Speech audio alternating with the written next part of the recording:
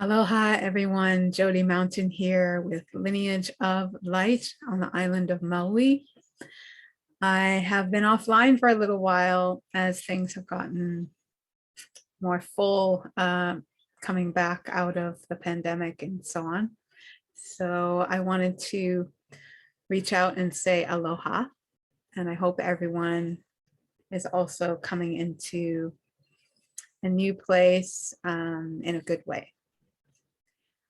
I wanted to do a little series called Tuning into Wellbeing, because I feel like sometimes with the overlay of our lives and all the things we think we need to accomplish, or we do need to accomplish, perhaps, that we put our well-being last, or at least down the list somewhere, so that we can get our job done, take care of the kids, do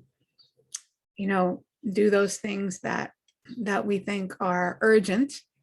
And I guess I want to remind us all that if we don't have our well-being, then all of those other things kind of don't happen. So we all maybe know the phenomenon of pushing ourselves and keeping going. And even though we feel little things, we keep going. And then at some point we crash, we get sick, or we're flat on our back with the flu or something, and then we can't do anything. So I wanted to bring some attention to this well-being and see how I can offer tools that maybe we can pay attention to our well-being, even in the midst of having to accomplish things in our world, in our daily lives. So this ancient paradigm, Kealahoku, the pathway to the stars, really has at its core this belief or knowledge that life that is operating our whole system and is operating everything in nature around us is full of well-being. And in fact, it has a natural unfolding. So we watch plants when they are well fed and well watered and the sun is shining at times, that plant can grow and thrive and blossom and fruit. And the plants that are neglected or don't get enough of something sometimes don't do as well. I mean, some plants are very hardy and they persist, but in general, the more love and attention that you give that creature, that plant, and the more nurturing and the more nutrition and the more foundation, they're going to blossom and going to bear lots of fruit. So in a sense, we want to see the life inside of us the same way, that it is naturally wanting to blossom and to fruit. And it's up to us to really make sure that the environment that we give this precious life supports all of that blossoming. And in my experience, the progression of this opening of life, opening to life inside the body, flowing outside into our lives, is kind of better than I could have imagined. If I had tried to make my life good in a certain way, I don't think I would have done as good a job as this life force pouring through me. So I guess we can start by recognizing that we are made of life and that it's up to us to nurture that life and bring it to fruition, or allow the fruition to happen. We don't really bring it to fruition.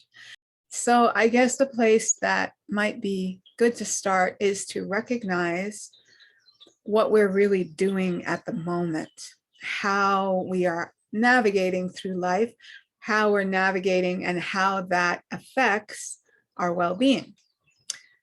I don't think it's as easy to change our trajectory or change our habits if we don't recognize them in the first place. So the way we want to recognize them is with a curiosity and with an embrace. We don't want to make what we're doing right now, even if it's not optimum, even if it's not ideal, we don't want to make that wrong. So another part of this ancient pathway is this attention to unity, this attention to embrace that all of us is acceptable and all of us is welcome. That includes our bad habits. That includes our bad emotions. It's not that we want those things to be in charge, but just the fact that they emerge and that they're here and that we feel them, that's definitely part of the unity of who we are. So we don't want to chop off any part of who we are and discard it. Imagine if we were to cut off a finger or any part of our body and discard it because we thought it was bad. That would be really painful and not necessary and not helpful. And it's exactly the same inside of us. Anytime we want to push down or push away any parts of us that we think are bad, we end up in a really painful negotiation with that family member, because the truth is that everything that we feel, everything that we are is already a part of us. We've already felt it. It's part of our perception of ourselves and our world.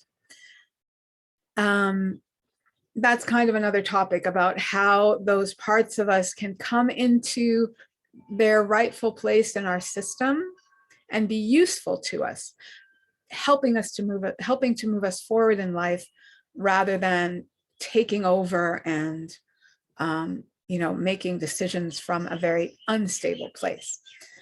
So the first thing we want to do is recognize what we're doing, what our habits are, and maybe write them down. Might be a good idea. How we're using our spare time. So when I get up in the morning, do I just drink my coffee and read the newspaper, which is fine. It's all fine. Late at night or at night time, do I just watch internet or TV or movies?